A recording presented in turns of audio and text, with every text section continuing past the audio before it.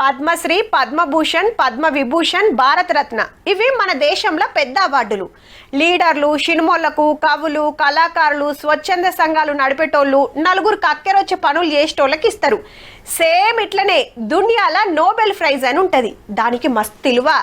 ఎంతో మంది పోటీ పడితే ఒకటికి 100 మాటల ఆలోచన చేసిస్తారు. అయితే ట్రంప్ గారు ఆశల మీద డ్రమ్మర్ నీళ్లు గుమ్మరించినట్టు అయింది పో. నోబెల్ శాంతి బహుమతి కోసం మస్తు కోషిష్ చేసిన ఉత్తకతే అయ్యింది. వెనిజులా దేశం ప్రతిపక్ష లీడర్ మరియా కొరీనా మచాడో మేడానికి ఇచ్చిరు పబ్లిక్ హక్కుల కోసం మస్తు ఓట్లాడిందని. దునియా మొత్తంకెళ్ళి 330 మంది దరఖాస్తు పెట్టుకుంటే ఎన్నో పోరాటాలు చేసిన ఈమెకిచ్చుడే కరెక్ట్ అనిపించిందట కమిటీలకు. అట్లనే 10 కోట్ల రూపాయలు కూడా ఇస్తారు మేడానికి. కానీ శాంతి బహుమతి రానందుకు అధ్యక్షుల వారికి ఎంత బీపీ పెరుగుతున్నదో పో.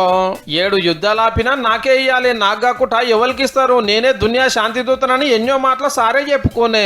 నిన్ననే ఇజ్రాయిల్ హమాస్ నడుమ అగ్రిమెంట్ చేస్తే 2-3 ఏళ్ల సంధి నడుస్తున్న యుద్ధం ఆగింది. కొన్ని దేశాలు కూడా హిమ్మతి ఇచ్చిన ఈసారికి. ఇక నోబెల్ ప్రైజ్ పక్కా అని మురిసిపోతున్నాయి అల్ల రాకపాయే. ఏహే ఒగలు నాకిచ్చుడేందని సారే కొత్త నోబెల్ ప్రైజ్ తయారు చేసుకొని ఆయనకు ఆయన్నే ఇచ్చుకుంటాడో లేకుంటే శాంతి బహుమతి రానందుకు కొత్త యుద్ధాలే ఉట్టిస్తాడో పో.